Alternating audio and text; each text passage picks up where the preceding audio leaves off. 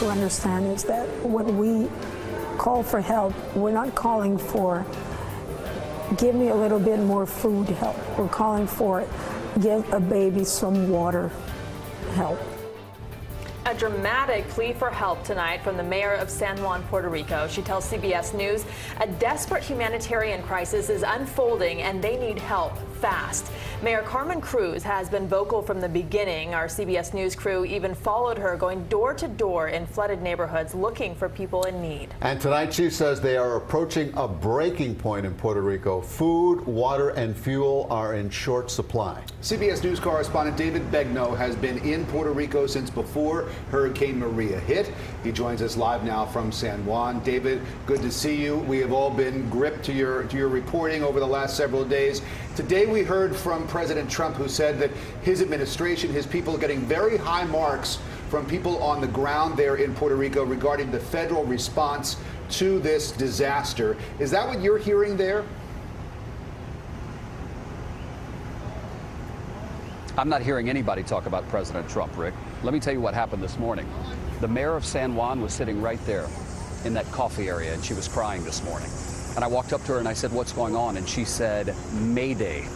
The situation is more dire today than it was 6 days ago when this hurricane made landfall." She said there are people who are dying today, not about to die, but are dying. There are 3.5 million people on this island, and tonight 44% of the island has no drinking water.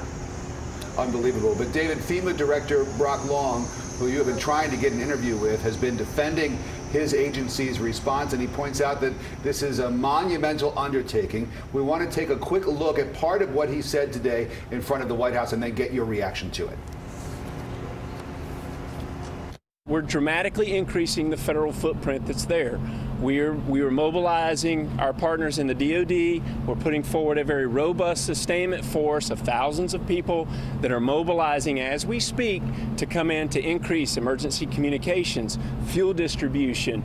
They'll be also helping us to make sure that we can transport safely and securely the fuel, the food, the water to the areas that we need to get to.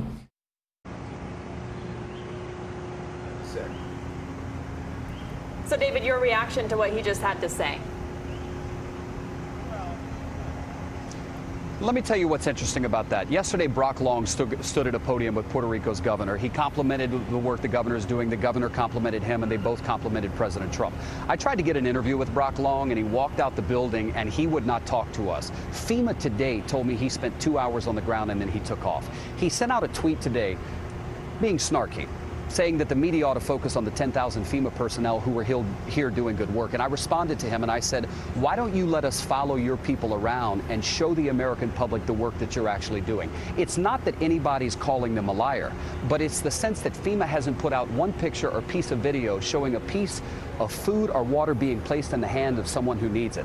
I went down to the convention center today and I talked to the man who is running the operation here in Puerto Rico. And he said to me, we need to do a better job of letting the American people know what we're doing.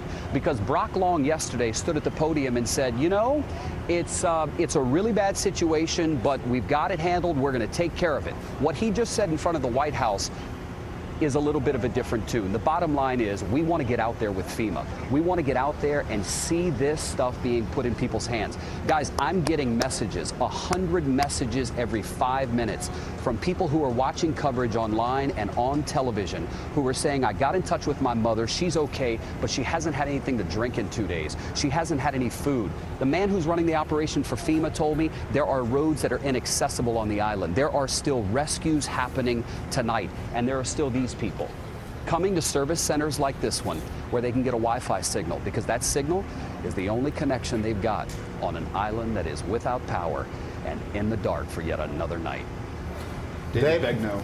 David, thank you very much for your vital reporting on the ground there in San Juan.